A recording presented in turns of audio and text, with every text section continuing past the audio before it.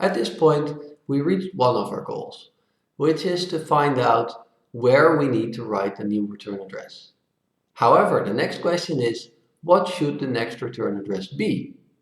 What code as an attacker do we want to execute? Well, one of the most convenient approaches is to inject some code of our own and execute that code.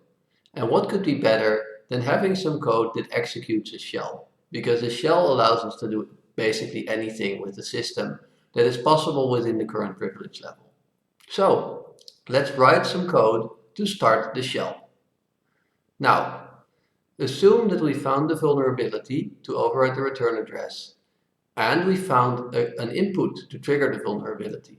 So this is exactly what we just did in the previous slides. So now, where do we want to point the return address to? We have to point it to something in the current process. So if you remember from operating systems, each process typically will have its own address space.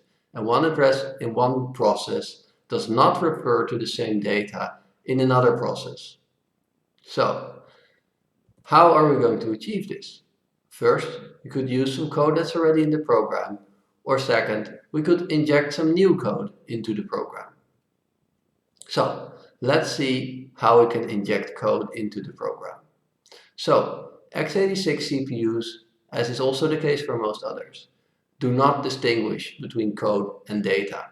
So, assuming that memory permissions allow, so it is possible to block execution of data, but if the memory permissions allow, we are able to read and write program code as if it were data, and we can also execute data as if it were program code. So, can we now think of a way to inject code into a program? Well, there are several ways we can get some data into the address space of the program. We could specify it, for example, as a parameter. Now the parameter will be passed to the main function in the argv parameter, and it has pointers to the strings of the arguments. Well, this means that these arguments must be somewhere in memory. This also means that if we can figure out where in memory they are, and then we put some code there, we can execute that code. The same holds for environment variables. They are also stored in the address space of the program. And finally, we could also provide it as an input through standard in or some file, whatever goes, as long as the program at some point stores this input in a buffer, because we need this data to actually be in the address space to be able to execute it. So, what are our expectations of the code to be injected that we're going to write? Well, first of all, it must work regardless of where it's stored in memory. It would be very inconvenient if perhaps we don't know exactly where it's going to end up, if the code needs to be rewritten depending on where it goes. Another is that it must not depend on any external code, such as libraries. We do not necessarily know their location or whether they are even present in the address space. So ideally, we want something that does not even rely on the standard C library, nor on any other library. So let's see if we can write some code that is completely standalone. Well, we also do not want the code to contain any null bytes. If there were any null bytes in the code, then if we copy it as a string, the copy will stop at the null byte.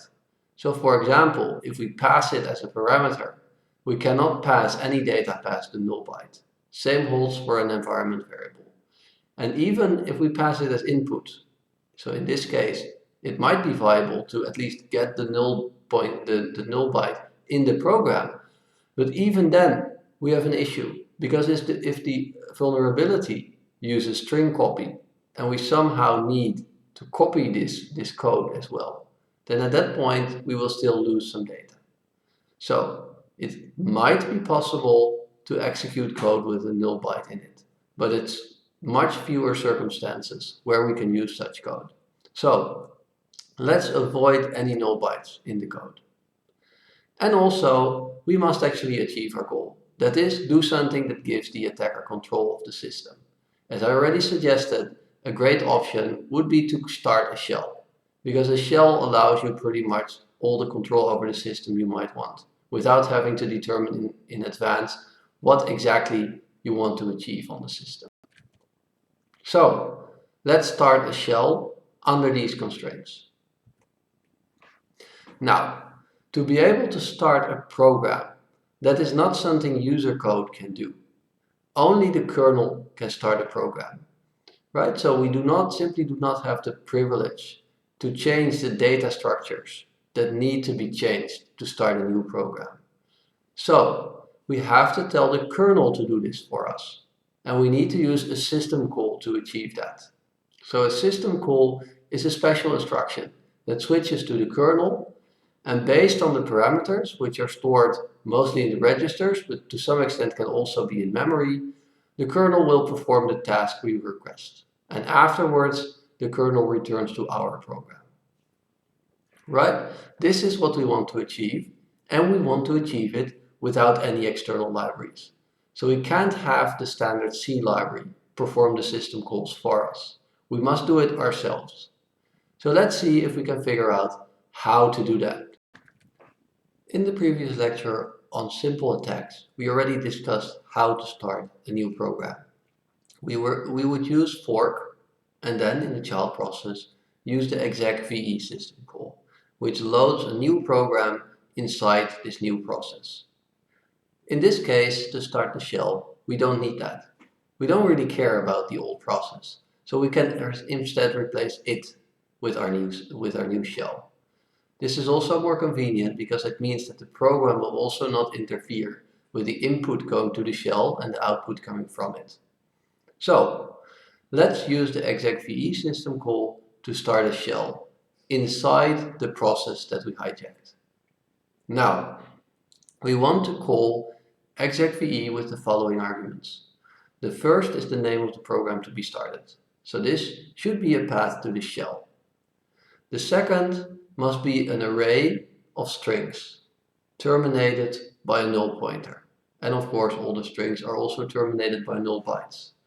So in Unix systems, every program expects to get its own program name as the first argument.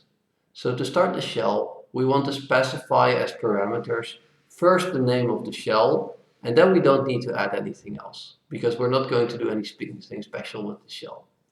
And finally, a null pointer to point to the environment variables, because we don't need to replace them for this purpose. So now the question is, how can we do this without relying on shared libraries? Now, let's figure out how to do a system call without using libc. And what is a better approach than looking at libc itself to see how libc does it? Obviously, it does not depend on itself, so we should be able to see here what the approach is. So we simply use object-dump-d to disassemble libc and see what code it executes in these relevant system calls. In this case, we looked for the execve function, which is shown on the slide. So what does this function do? We'll go into some detail. First, this label starts execve, and as I mentioned before, it has three arguments: the program name, the argument array, and the environment array. It's important to note that the caller is going to store these parameters in registers, and if you remember correctly, those would be the RDI register, RSI register, and RDX register from left to right. So the program name is in RDI, argv is in RSI, and RDX is in NVB. So next we set the system call number. This number here, hexadecimal 3b, refers to the call execve. So in the kernel there's simply a large table of system calls, each identified by their number and each with their own handler. So we set REX to choose the system call. Now we have the syscall instruction, which obviously performs the system call itself. It switches to kernel mode, and the result of the call will be stored in REX after return. Note that we did not set up any parameters explicitly, and this is for the very simple reason that the syscall instruction expects the very same parameters to be in the very same registers.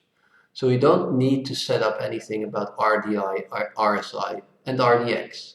They are already in the right location.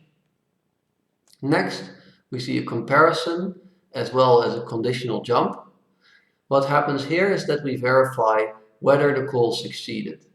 So the system call returns a single number that could be negative to indicate an error or positive to give a regular result. However, the POSIX interface gives a simple -1 in case of failure. Instead, it indicates how the system call failed by setting the error no variable. So what this comparison here does is check whether the kernel call resulted in an error value. And if it does, it jumps to some other code that we did not show on the slide, which will set error no based on the number actually returned.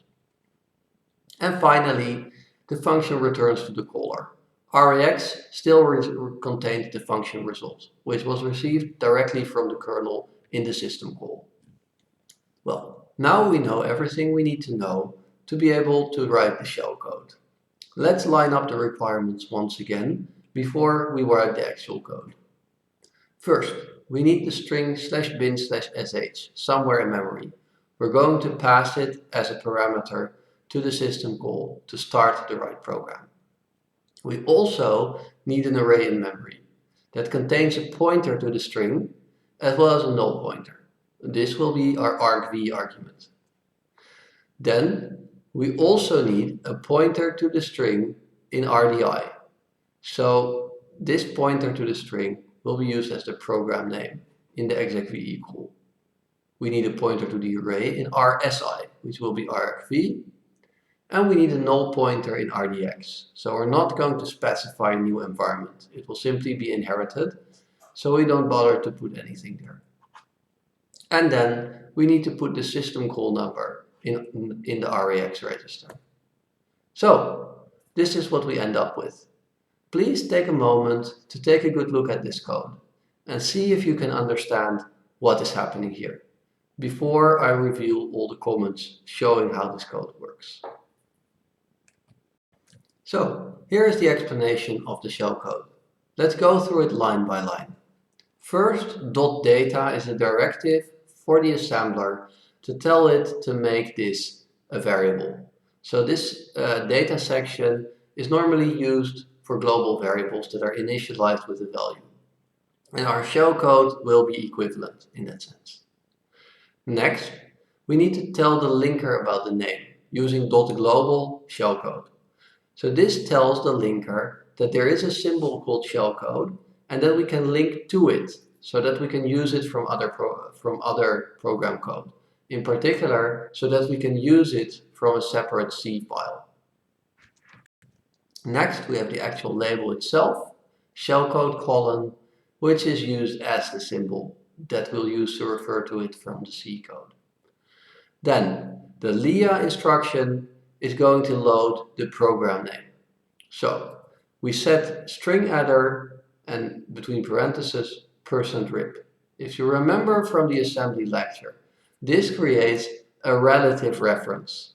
That is, in the machine code, it's going to encode the distance from the string to our current instruction, which means that if we move the code in memory, it doesn't matter. The relative distance is still the same, even if the absolute address changes. So it loads this address into RDI. So RDI now points to the string address, which you can see here at the end of the code. Next, it's going to set up this string in such a way that it's usable. So it's going to set a null terminator after sh, because that is the point where the string for the program name ends. It's going to set argv1, which has now as a filler capital A letters, but we're going to store the pointer to the program name there. And then argv2 is going to be a pointer, a null pointer, because this terminates the array of arguments. So, having properly set up the array, now we can load argv into RSI, which is the second parameter to the execve system call. Well, next, this is very simple, we load a null pointer into rdx, the third parameter, and env, which we do not want to bother with. Then we set the system call number. Note, by the way, that we're writing it to EAX and that this doesn't matter. So we can only have 32-bit immediate values in most instructions. And if we set EAX, it also sets REX and clears the uppermost bits, which in this case is the behavior that we want. And then we actually go to the kernel. Now note that the execve call, if it succeeds, does not return. Instead, it replaces the current process with the program that was specified. Now, if execve does fail, it does return. However, we don't really care about this scenario because we're an attacker and we're just going to assume it works. If it doesn't, we don't have a way anyway to intercept the output that might come. Right? So let us not make it simple and not care about failure. Now, if it does fail, it will actually fall through the string address constant and go into the string stored there. So then the CPU will try to interpret the string as code, almost certainly crashing. Well, finally, the string address, we've already discussed this. This is where this template for the important strings is stored. And finally, we have an explicit null byte to terminate the string that is this shellcode. Now that we've written our shellcode, let's see if it actually works. Let's see if it can start a shell. So we write the program shown here. This program uses extern car shellcode to create a reference to the shellcode variable defined in the assembly file. So this is the way we can use that label in C code. Next, we cast a pointer to the shellcode to a function pointer. And of course, note the very nice C function pointer syntax over here. So we take a pointer to the shellcode and we cast it to a function pointer. And in particular, a function pointer with no arguments that returns nothing. That is, it will simply only generate a call to this address whenever we try to call the function pointer. And we do this on the next line here. Well, as a debugging measure, let's see if we actually call the function. So given that this function should never ever return, we add a printf also for debugging. Again, there's no way this printf should be called if everything is in order. So now what we do, we store the program shown here as shellcode test.c. We store the shellcode on the previous slide as shellcode 1.s. And now we compile them together into a program. We run the program and it gives us a shell.